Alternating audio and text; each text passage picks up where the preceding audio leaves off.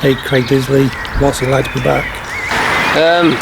Bit strange. To be fair though, it doesn't seem like 2 minutes since I was here. Obviously brings back some great memories, of very good times, and real positive point in my career. Imagine you had a few good laughs out here. Yeah, it's one thing I miss since I stopped playing full-time football, is the camaraderie and the banter you have around the place. Just being back now, I've had many laughs in these areas, so great to come back and have a little look round again. It's not changed a great deal, should I say, but no, it's a great little setup, and hopefully moving forward for the lads, next season it'll be a positive environment and a good season. Like it was when we got promoted. Yeah, it was. I've said before, the team spirit that we had at the time was incredible, and it can take you such a long way. If you all get on off the pitch as well, and you have that chemistry between yourselves, it can take you a long way, and we certainly had that.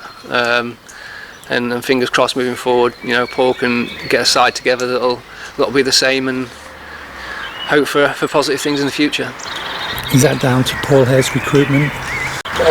Yeah, off the field as well? I think definitely. I think as a manager, I've not been in that position, but if I was, I think you've got to bring the right characters into a dressing room and get that mix right. And I think during Paul's time at the club while I was here, that was something that was definitely, I think, high on his agenda, and something that worked really well for us. Because, like I said, if you've got a bunch of lads that get on well together as well, it makes a lot of difference. There's going to be people that don't get along. That's football. It happens. But on the whole, it was a great squad during my time, and like I say, the chemistry can take you a long, long way.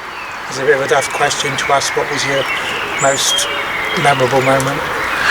Yeah, I think so. I can't believe it's been 5 years already. So 5 years yesterday. So still the greatest moment of my football career as a whole.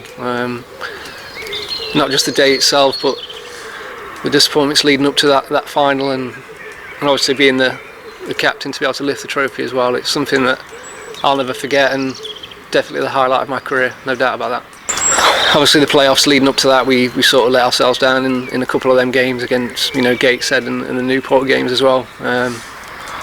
Bristol Rovers not so much. I think we really couldn't have done any more on the day to get the victory that day, and it just wasn't to be. But all them disappointments sort of eradicated in 90 minutes of football, and what a day, and celebrations afterwards. I think it was absolutely immense.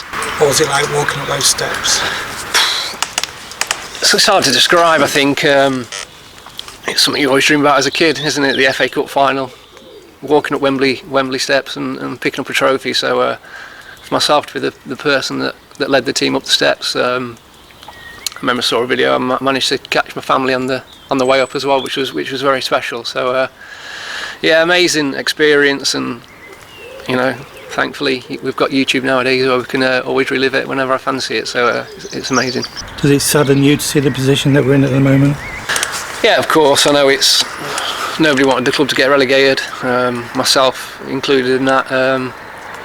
But it's happened now. You can't change it. Obviously now with the new takeover and the new owners coming in, there seems to be a lot of positivity about the club, which, considering relegation, is probably a strange thing. But no, it's great. I think you've got two local guys that want to see the club do well. So I'm sure things are going to progress in a positive manner. And myself, I'm looking forward to next season and seeing the new players come in and the squad that Paul builds, and hoping for a very good season next year. Probably looking from social media side of things, but I think the new owners have come in and said the right things, and they've just little things here and there that they've done so far that have made a very positive impact on the club. So now I'm delighted that it got sorted and got over the line. And like I say, it's looking positive and hoping for a good year next year.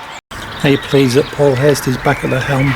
Yeah, I said at the time I thought it was a great appointment for the club. A lot of respect for Paul as a manager and as a person as well. So I think when he's come in and he's done a good job in the time he was in. Fine margins, results here and there that could have gone either way, that could have made the season a whole lot different. But he'll know who he wants to bring in. He'll know the players and characters he wants to bring to the side. So, like I say, I'm as excited as anyone to kind of watch his space and see what players come in, and hopefully build a good side that can have a real good push next year. Paul's great. He's no nonsense. He commands respect, and I think that's a good thing. And I think if your players respect you as a person and as a manager, I think it's a positive sign. And obviously I've not worked with Paul for a good few years now, so probably in terms of his tactical stuff and things like that, he's probably a sort of a different manager nowadays. So would be nice to maybe come down and catch a session and see what the training schedule is like now. But no, I've no doubt he's the right man for the job, and can really push the club on next year.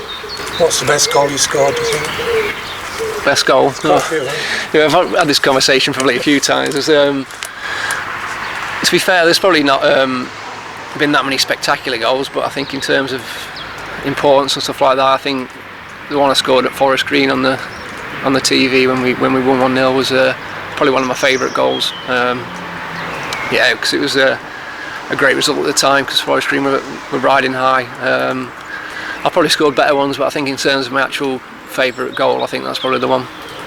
It just seems like such a long time ago that I was here. You know, time just flies so quick. But I just have to keep reminding people that I did play for the club once upon a time. But no, it was a great time in my career, and you know, whenever I talk about the club, I can't talk about it in a more positive manner than I do. So amazing times, and I know the club's fallen on a little bit of a rough time at the minute, but I've no doubt that, you know, positive and bright things are around the corner. You could have gone into coaching, but did you decide that it wasn't for you?